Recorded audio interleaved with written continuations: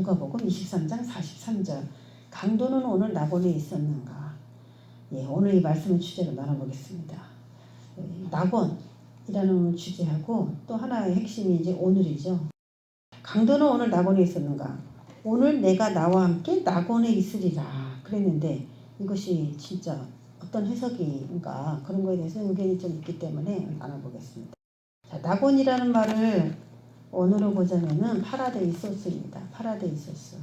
공원이다, 정원이다 이런 뜻이 있는 페르시아어 파르데스에서 유래했어요. 그래서 그냥 낙원이다 그러면은 정원, 공원 이런 의미를 갖고 있어요. 그러면 우리가 딱 생각나는 게 있죠. 공원이다, 정원이다 이런 식으로 나오면 떠오르는 성경의 구절들이 있어요. 에덴 동산이라고 하는 그 동산이라고 하는 거. 공원 같고 정원 같은 그런 느낌의 땅이 소개가 되고 있는 걸 알 수가 있죠. 국어사전을 보면은 이거는 뭐 성경적인 뜻은 아니고 일반적인 국어사전에 나온 그런 낙원에 대한 의미인데 아무런 걱정이나 부족함이 없이 편안하고 즐겁게 살 수 있는 곳. 요 의미를 잘 생각해야 됩니다. 이게 낙원이에요. 오늘도 내가 아무런 걱정이나 부족함이 없이 편안하고 즐겁게 살아가고 있다면 그 사람은 낙원 안에 있는 건데 우리가 파라다이스라고 하는 그 낙원을 막 그리는 거 보면은 이 세상에 사는 동안에 걱정이나 부족함이 늘 있다. 뭐 이런 얘기가 될 거고 편안하지 않다, 즐겁지 않다 이런 얘기가 되겠죠. 국어사전에서는 어쨌든 낙원을 이런 식으로 표현했습니다.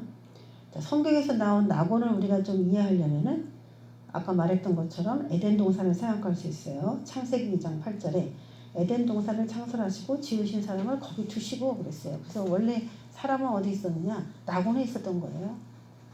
낙원에. 근데 신기하잖아요. 우리가 에덴 동산에서 쫓겨난 이유가 누구 때문인가요? 뱀 때문이잖아요. 근데 그 뱀도 에덴 동산에 있었다는 거죠. 그런데 어떻게 아무런 걱정이나 부족함이 없이 편안하고 즐겁게 살 수 있었냐는 거예요. 에덴 동산이면은 낙원을 말하는데 낙원에는 뱀이 있는데 어떻게 편안하고 즐겁냐 이거죠. 그래서 인류는 불행해졌어요. 그래서 어떻게 보면은 에덴 동산에서 실질적으로 이 뱀이 완전히 제거가 돼야 진짜 무엇인가가 더 안전해지고 더 편해진다 이런 느낌이 드는 거죠. 그러니까 에덴 동산도 낙원이라고 볼 수는 있겠지만 뱀을 완전히 빼버려야 그래야 진정한 최고의 편안하고 즐거운 장소가 되겠죠. 그래서 우리가 의아한 거예요. 어떻게 에덴 동산에 뱀이 있을 수 있는가. 그런 의아함들이 있습니다. 누가복음 16장 22절 요 이야기를 잘 염두를 해두고 오늘 이제 말씀들을 들으세요. 에덴 동산에 뱀이 있었다 이런 거. 근데 그것을 빼버려야 한다. 그래야 이제 완전한 낙원이 되는 것인데 누가복음 16장 22절에 거지 나사로가 죽어서 아브라함의 품에 안겼습니다. 그걸 뭐라고 말할 수 있냐면 그거를 낙원이라고 말할 수 있어요. 낙원에 갔다 이렇게 얘기할 수 있습니다. 오늘 강도가 죽어서 낙원 간 것이기 때문에 이제 이런 표현들을 다 쓸 수 있습니다. 그러면 에덴 동산은 아브라함의 품을 말하는 거고 아브라함의 품은 곧 아브라함이 헤브론 땅에 들어갔으니까 성경에서는 이 헤브론도 역시 친교 연합을 의미하거든요. 하나님과 연합된 어떤 그런 장소인데 그거를 낙원이라고 할 수가 있죠. 그래서 아브라함의 품에 안겼다라는 얘기하고 하나님 품에 안겼다라는 얘기를 동일시시키고 있는데 그게 바로 헤브론의 의미인 친교 연합 이런 의미하고 같아요. 그게 내가 너 안에 너가 내 안에 내 말이 너희 안에 너가 내 안에 함께 이렇게 공유된 그런 장소의 이름으로 쓴 게 헤브론인데 그것도 낙원의 의미가 될 수 있습니다. 또 이제 고린도후서에 보면은 12장 2절에서 4절 말씀을 보면은 내가 그리스도 안에 있는 한 사람을 아노니 그는 14년 전에 셋째 하늘에 이끌려간 자라. 그가 낙원으로 이끌려가서 그렇게 얘기를 하고 있습니다. 보통 히브리인들은 하늘이 세 구역으로 나눠졌다라고 생각을 해요. 보통 일곱 영역으로 나눠졌다 이렇게 생각하는 사람도 있고 단테의 신곡 같은 데 이렇게 보면은 사람마다 왜 그런 자신이 마치 하늘에 올라가서 본 것처럼 쭉 써놨거든요. 저도 그 책을 읽었는데 실제라고 보기가 굉장히 어렵습니다. 그래서 어차피 그거는 작품이에요. 문학 작품인 것이지 실제는 분명히 아닐 텐데 그 사람이 진짜 하늘로 올라가서 쓴 것처럼 그렇게 이야기가 되고 있긴 해요. 성경하고는 조금 맥이 안 맞는 부분이 꽤 많이 있더라고요. 제가 볼 때는.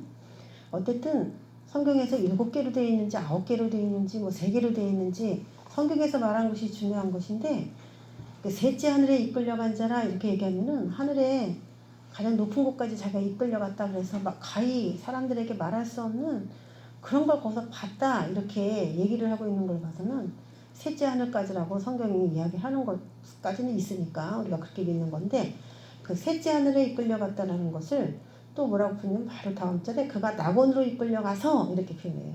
그러니까 셋째 하늘을 곧 낙원이다 이렇게 얘기하고 있습니다. 그래서 이제 우리가 생각해 봐야 될 게 셋째 하늘만 낙원인가? 아니면 하늘을 다 낙원이라고 하는데 특별히 셋째 하늘을 낙원이라고 이렇게 쓴 거죠. 낙원이라는 의미 큰데 셋째 하늘이 이 커다란 낙원에 속했기 때문에 낙원으로 이끌려갔다 이렇게 말을 해도 되거든요. 내가 누구네 집에 들어갔다? 근데 그 집안에 어디에 들어갔다? 이렇게 두 군데로 장소를 소개할 수가 있거든요. 그래서 셋째 하늘만 낙원이냐 아니면 낙원이라고 하는 큰 영역 중에 셋째 하늘이라고 하는 부분이 있는 거냐 이제 그런 문제는 여기 있죠. 그런데 이제 요한계시록 2장 7절에도 에베소 교회 사자에게 편지를 하는데 이기는 그에게는 내가 하나님의 낙원에 있는 생명나무의 열매를 주어 먹게 하리라 이렇게 소개를 하고 있습니다. 하나님의 낙원에 있는 생명나무의 열매를 주어 먹게 하리라. 네, 낙원인데 하고 하나님의 낙원이라고 하고 있어요. 그리고 거기에는 생명나무의 열매를 주어 먹게 한대요. 분명히 우리 에덴 동산에 생명나무 열매가 있었죠. 그래서 그것을 제가 낙원의 이미지로 여기다가 써놓은 거예요. 그런데 그 생명나무 열매가 있었던 그 장소를 창세기에서는 에덴 동산이라고 표현하고 있고 요한계시록에서는 하나님의 낙원이라고 표현을 했습니다. 그런데 낙원에 있는 생명나무의 열매 그거 먹으면 어떻게 되는 거냐면은 영생합니다. 영생해요. 그러면 에덴 동산에 있는 모든 사람들은 영생하는가? 라고 본다면은 오늘 이 문제가 굉장히 쉽게 풀려요. 에덴 동산 자체가 낙원이다. 그런데 아까 거기 누가 있다 그랬어요? 에덴 동산에 뱀이 있었다 그랬죠. 네, 사단이 있었다 그랬어요. 그런데 생명나무의 열매를 누구나 다 먹을 수 있었어요. 그 안에 있는 사람은 먹을 수 있었어요. 에덴 동산 안에 있는 사람은 먹을 수 있었어요. 그런데 그것을 못 먹도록 방해하는 뱀을 이겨야만 그 생명나무의 열매를 주어 먹을 수 있게 되었어요. 그러면은 에덴 동산이라고 하는 큰 영역에서 생명나무의 열매를 먹은 사람들이 존재하는 거고 아직도 마귀에게 시험받으면서 무엇을 먹어야 될지 왔다 갔다 하는 사람들이 존재하는 이 에덴 동산의 영역은 두 부류의 사람이 있는 걸 알 수가 있어요. 그런데 그냥 뭐라고 얘기하고 있어요? 여기서 그냥 하나님의 낙원이다 그렇게 표현하고 있어요. 그럼 여러분 낙원이라는 의미는 얼마나 큰 영역이라는 걸 알 수가 있죠? 셋째 하늘이라고 하는 하나님의 보좌가 있는 그런 영역보다 더 큰 의미가 하나님의 낙원이라는 걸 알 수가 있습니다. 그리고 오늘 우리가 고린도후서 12장의 이 말씀으로 또 하나 알 수 있는 게 셋째 하늘만 예를 들어 낙원이라면 강도가 오늘 내가 너와 함께 낙원에 있으리라 했을 때 강도가 하나님 보좌가 있는 그 셋째 하늘로 올라갈 수 있게 됐다는 얘기잖아요. 그렇죠? 오늘 예수를 영접하고 자기 죄값을 받았지만은 그렇다는 의미가 돼요. 그렇기 때문에 우리가 믿고 있는 그 사람이 뭐랄까 그 성화 부르심에 인간이 반응해서 칭의를 얻고 칭의를 얻었죠. 강도는 의롭다고 여김 받았어요. 구원은 받았지만은 성화에 이르질 않았어요. 성화. 근데 그 성화에 이르지 않은 그 사람을 하나님 보좌가 있는 셋째 하늘에 그냥 올릴 수는 없는 거예요. 그렇기 때문에 이 낙원에 갈 수 있는 조건은 맞을 수는 있지만 그 낙원이라는 게 셋째 하늘만 이야기를 하는 갈수록은 아니구나라는 결론이 나오는 거예요. 그래서 우리는 낙원에 들어왔어요. 왜냐면 생명나무가 있는 곳에 우리가 있냐 없냐 그것만 알면은 우리가 낙원에 들어왔냐 들어오지 않았냐 그걸 알 수가 있습니다. 여러분 낙원에 들어왔어요? 안 들어왔어요? 낙원에 들어갔어요? 안 들어갔어요? 들어간 것 같아요? 안 들어간 것 같아요? 안 들어갔어요? 안 들어갔어? 낙원이 아니에요?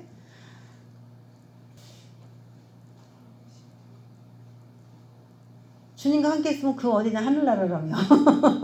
그 어디나 하늘나라 아니에요? 자 이제 낙원에 우리가 들어와 있는가 이제 그거 먼저 하나씩 보면 되죠. 우리 꼭 죽어서 가는 어떤 장소 있어요. 낙원이라는 장소가. 그것만 자꾸 이제 인식하다 보니까 이 낙원이라는 의미가 굉장히 어려워지는 겁니다. 자 낙원은 셋째 하늘에 이끌려갔다. 근데 거기가 낙원에 속한 곳이다. 또 요한계시록에서 하나님의 낙원에 있는 생명나무의 열매를 주어 먹게 한다. 이런 표현들을 오늘 말씀으로 쭉 본다면은 이 낙원은 분명히 하나님의 통치가 있는 하늘에 있는 영역이에요. 하늘에 이끌려갔다. 그러니까 여기 분명히 하늘이고 하나님의 낙원이다. 그런 거 보니까 하나님의 통치가 있는 하늘의 어떤 영역이다. 이렇게 표현할 수가 있습니다. 그래서 우리가 이제 성경에서 말할 때는 하늘나라 아니면 천국 그런 것도 다 낙원에 해당될 수 있다는 얘기가 되는 거예요. 하나님의 통치가 있는 하늘 영역. 그게 이제 하늘나라, 하나님 나라, 천국. 주여 주여 하는 자마다 천국에 들어갈 것이 아니요. 이렇게 우리가 얘기하는데 그 천국을 다른 번역본에서는 하나님의 나라라고 하늘나라라고 번역을 했거든요. 하늘나라. 하늘나라에 들어갈 것이 아니요. 그래서 낙원 들어가지 못한다. 이런 얘기거든요. 자 그러면 오늘 강도한테 내가 오늘 낙원에 나와 함께 있으리라 그러면 강도가 진짜 오늘 낙원에 들어갔을까? 오늘 그 낙원에 들어갔다는 얘기인가? 그걸 한번 나눠보겠습니다. 자, 오늘 이루어지지 않은 예수님의 부활. 네. 오늘 이루어지지 않았어요. 예수님의 부활은. 예수님이 부활하셔서 낙원에 가셔야 강도도 네가 나와 함께 낙원에 딱 가는 건데 예수님은 그 오늘 낙원에 가시지 않았다고 얘기를 해요. 그러면 강도도 갔다는 거예요? 안 갔다는 거예요? 강도도 못 가죠? 나와 함께라 그랬어요. 예수님과 함께 가지 않으면 낙원에는 갈 수가 없는 곳이에요.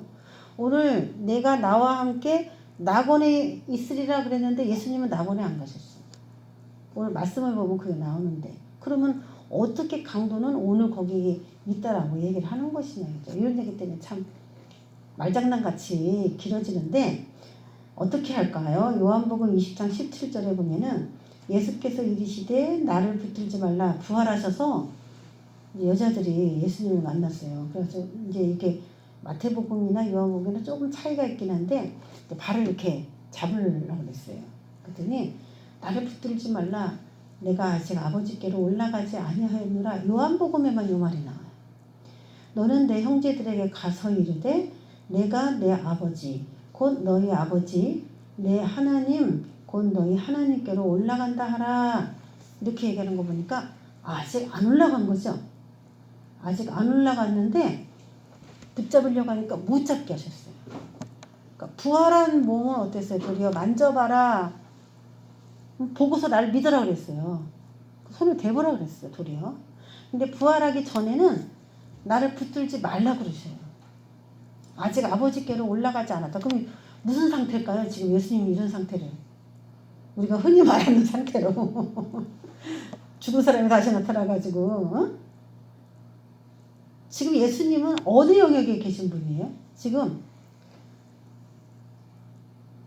이게 지금 예수님께서 금요일날 돌아가셨거든요. 우리 요일로 말한다면 금요일날 돌아가시고 토요일날 이제 안식일이고 3일 만에 일요일날 이게 새벽이에요. 새벽. 일요일날 새벽.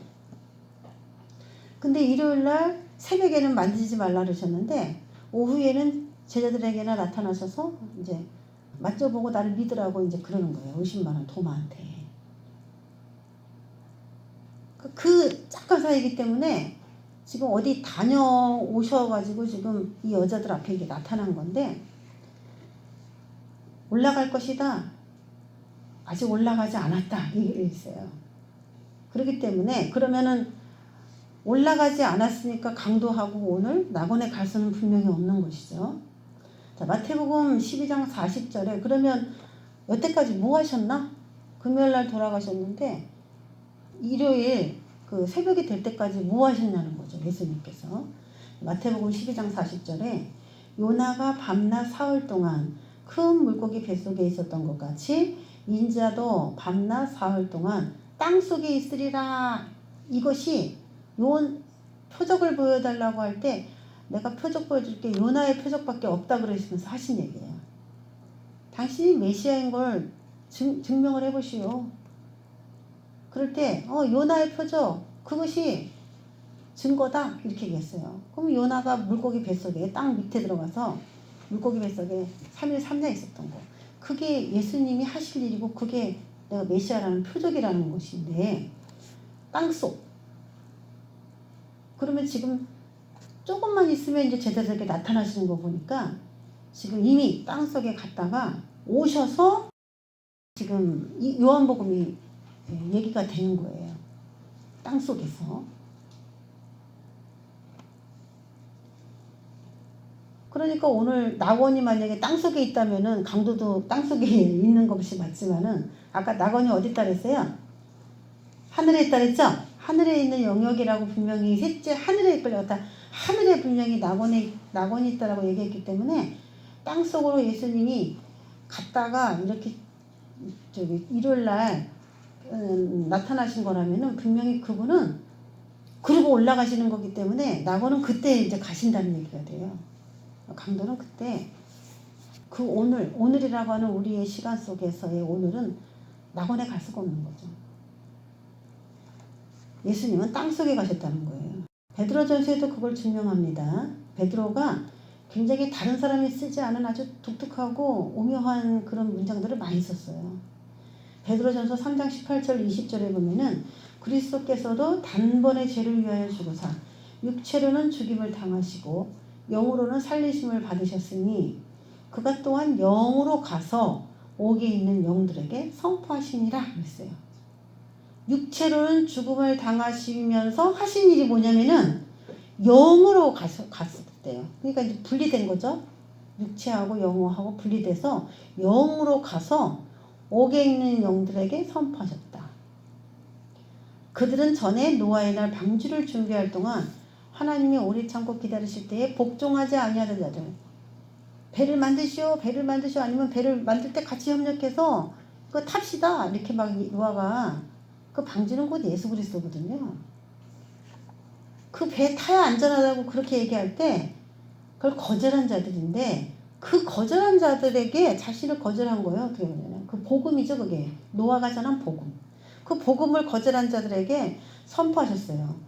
4장 6절에 보면은 이를 위하여 죽은 자들에게도 복음이 전파되었으니 그러면 옥에 있는 영들에게 뭘 선포하셨냐? 복음을 선포하셨다는 얘기죠. 그럼 그 옥은 뭐 감옥이다. 우리가 알고 있는 저 살아있는 사람 같은 그 감옥이냐? 그게 아니라 죽은 자들이 들어있는 옥, 땅속에 있는 옥, 땅, 감옥. 그게 이제 지옥이잖아요. 지옥에 있는 자들에게 복음을 전파하러 가신 거예요. 그러니까 땅속에 왜 들어갔냐? 요나처럼 그렇게 의무를 가졌는데 이것이 지옥이고 거기서도 내가 거부한 그분이 저분이구나 그러는 거죠. 정말 참 복음이 그들에게 전해진 거죠. 한 강도는 예수님과 함께 오늘 낙원에 들어갈 자격을 얻은 것이지 지난 시간에도 제가 이 얘기는 해드렸어요. 들어갈 자격을 얻은 것이지 오늘 들어갔다 그런 개념으로 이해하면 안 된다는 겁니다. 그러면 왜 강도는 그날 낙원에 들어갈 자격을 얻게 되었는가? 강도가 어떻게 해서 낙원에 들어갈 자격을 얻게 되었는가라는 거예요. 자, 마태복음 13장 44절에 보면은 여러분 우리가 에덴 동산 이야기를 하면은 생각나는 게 있죠. 오늘 이 마태복음 13장 44절을 보면은 그 구절이 딱 생각이 날 거예요. 마태복음 13장 44절을 보면은 천국은 마치 밭에 감추인 보화와 같으니 사람이 이를 발견한 후 숨겨두고 기뻐하며 돌아가서 자기의 소유를 다 팔아 그 밭을 사느니라 이렇게 말합니다. 천국을 소개하고 싶은데 한마디로 말하면 천국은 뭐와 같냐면은 밭에 감추어진 보화와 같아요.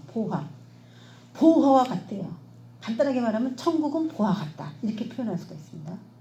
천국은 보화 같은데 그 보화가 어디 있냐면은 밭에 감춰져 있어요. 그래서 예수님이 이게 천국이야 너희들 알아맞혀봐 그래서 알려줬어요.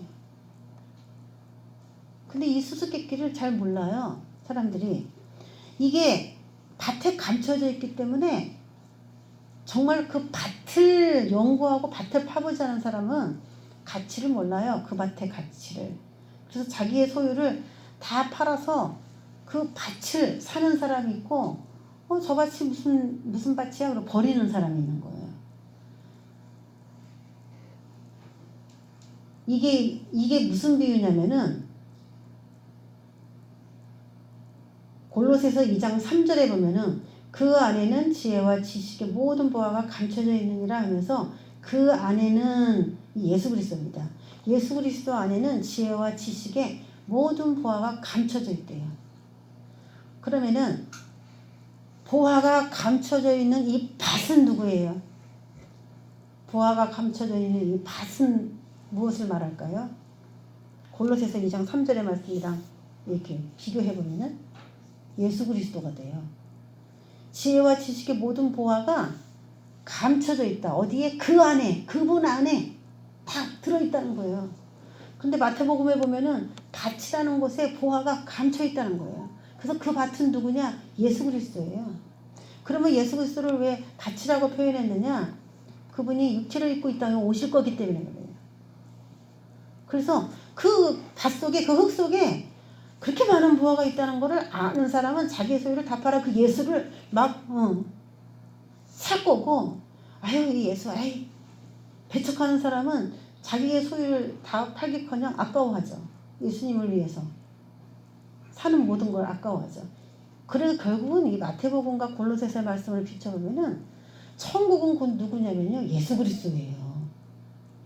그래서 오늘 이 강도에게 오늘 내가 나와 함께 낙원에 있으리라 그래서 낙원에 들어갈 자격을 오늘 얻게 된 이유는 뭐냐면 그분이 예수를 받아들였기 때문입니다. 할렐루야.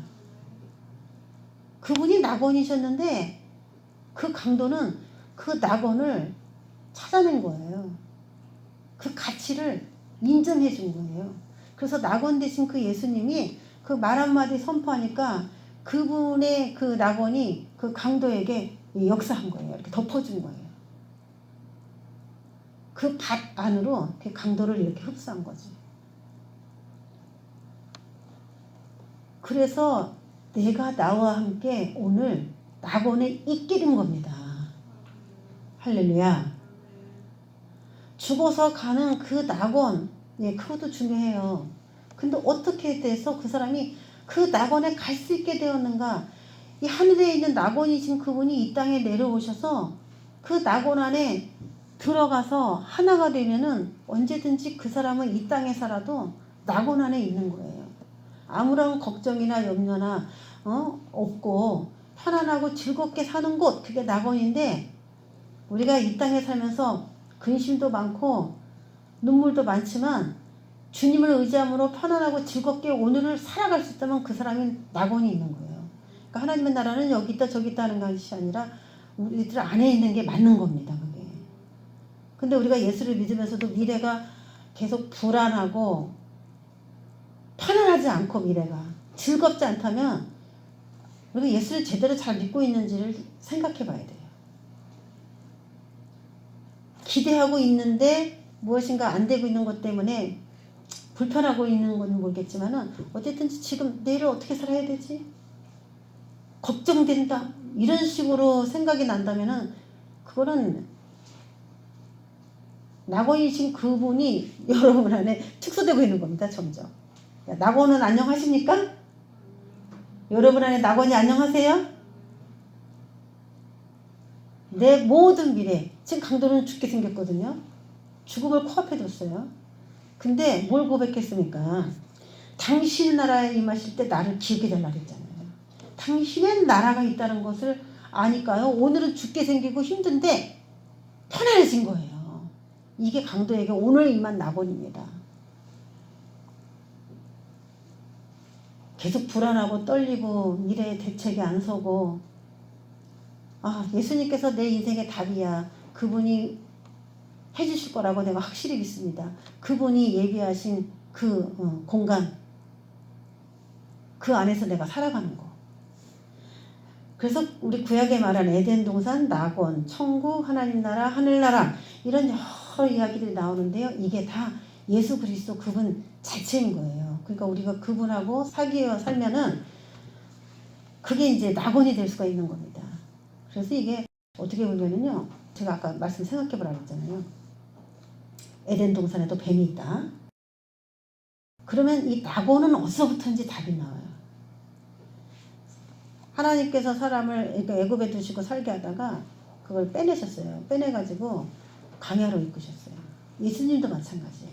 근데 예수님을 광야로 이끄면서 마귀에게 시험당하도록 성령이 이끄셨다고 했어요. 그러면 예수님이 들어가서 광야 생활을 하신 그 광야 자체가 이스라엘 백성들의 그 삶하고 연결시켜 볼게요. 이스라엘이 애굽에서 노예가 된 것을 해방받아서 이 새로운 땅이라고 하는 광야에 왔어요. 거기 갔더니 하나님께서 이제 이스라엘을 지배하기 시작했어요. 그전에는 애굽의 바로 왕이 통치를 했는데 이제 하나님이 통치하기 시작했어요.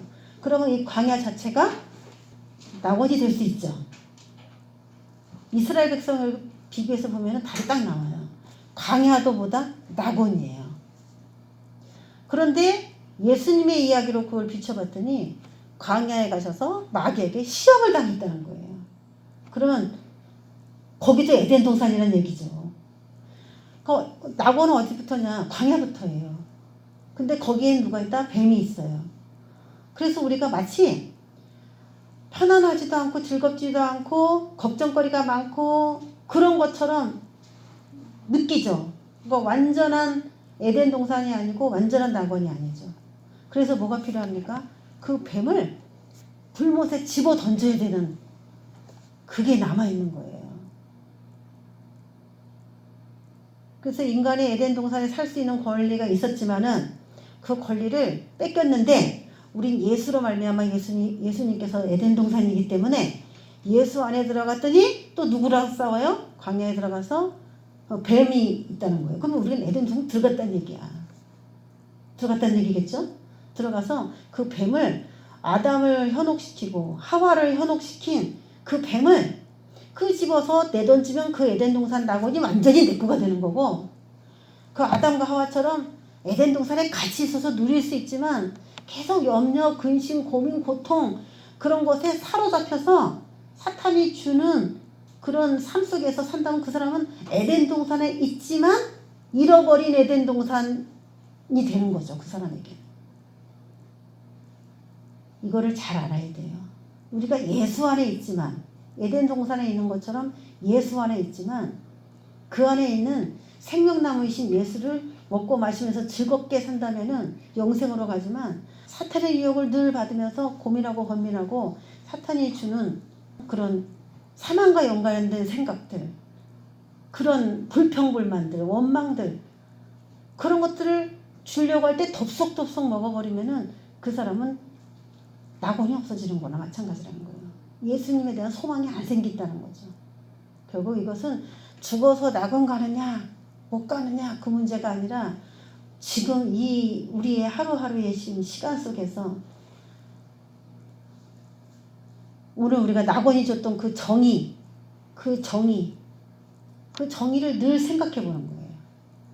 그래서 예수가 나한테 정말 미래의 소망이 지금 되고 있는지 예수 그리스도 그분 자체가 내게 미래의 소망을 주고 있는 건지 그분 때문에 실제로 나는 지금 사형수고 죄가 많고 사람들한테 지금 조롱당하는 그런 십자가 틀에 박혀있다 할지라도 지금 현재는 그렇다 할지라도 하나님 나라가 있어서 힘이 나는 그 강도와 같이 살아가는 그 자가 오늘 네가 나온 게 낙원에 있는 바로 그 자가 되는 것입니다.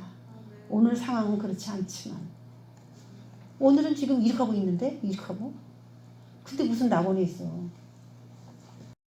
자신의 죄가 많다 할지라도 예수님으로 인하여 하늘나라에 속하기를 소망하는 그때가 낙원에 속하게 되는 그 오늘이 되는 것입니다. 예수님으로 인하여 내가 오늘도 하늘나라에 속하기를 갈망하고 내가 지금 상황 현실을 해서 낙원으로 나를 이동시켜야 돼요. 그게 바로 오늘 내가 낙원에 있는 그 오늘이 다 되는 것이고, 이제는 이거는 우리가 예수 안에서 하는 얘기고, 예수 안 믿는 사람이 와서 예수님에 대한 이야기를 듣고 그분이 그 예수님으로 인하여 내가 이제 새로운 삶에 대한 소망이 생겼다, 그렇게 딱 믿는 그 순간 그 사람에게도 낙원이 열리는 거예요. 근데 우리에겐 시시각각으로 내가 낙원 안에 있지 않는 것 같은 느낌이 들 때에 오늘 제가 이런 표현들을 쓰는 것입니다. 자신의 죄값이 당연함을 깨달은 그날 자신의 죄에 대하여 책임지라는 자에게, 이게 이제 우리 생각 속에 늘 있어야 돼요. 내 죄를 내가 해결을 못한다. 근데 깨달아야 돼. 책임져야 돼. 그건 내가 해야 돼. 그런데 그걸 내 방법으로 못해요. 그래서 누굴 필요해요? 예수 그리스도가 자꾸 필요해야 돼. 그래서 죄에 붙잡혀서 얽매이지 말고 죄에서 자유케 되시는 주의 은혜에 감사하면서 내일을 또 소망 가운데 살아갈 수 있도록 선포한다면 그 사람에게 낙원이 다시 오는 겁니다. 응? 예수 그리스도의 죄사함의 은총을 힘입어 낙원 문을 여는 그 오늘이 온다는 거예요. 그런 자에게, 책임지라는 자에게, 깨달은 자에게, 죄사함의 은총을 간절히 원하는 그런 자들에게 낙원의 문은 활짝 열리도록 되어 있다는 것입니다. 자, 강도는 오늘 낙원에 있었습니까? 강도는 오늘 낙원에 있었나요? 네, 있었어요. 그 나라를 받아들였어요. 날마다 우리가 상황이 그렇다 하지 않더라도 낙원 대신 그 예선에서 분명히 그렇게 될 것을 소망하면서 사는 그 자들에게 낙원이 있습니다. 낙원을 스스로 우리가 우리 안에서 확장시키고 증가시켜서 죽으나 사나 낙원은 어디 떠나는 게 아닙니다. 우리와 함께 있는 것입니다. 더 성장시키는 저와 여러분 되시기를 주의 이름으로 축원합니다. 기도하겠습니다. 오늘은 하나님 내 마음에 잃어버린 편안함이 다시 회복되기를 원하고요. 다시 감사하고 기뻐하고 편안한 마음을 가질 수 있도록 도와주세요. 그렇게 하지 못한 거 회개합니다. 라는 기도를 올리시기 바랍니다. 하나님 아버지 감사합니다. 오늘 내 안에 있는 낙원을, 잃어버린 낙원 다시 찾기를 원합니다. 오늘 내가 나와 함께 낙원에 있으리라. 아버지 그 말씀을 내 자신에게 선포합니다.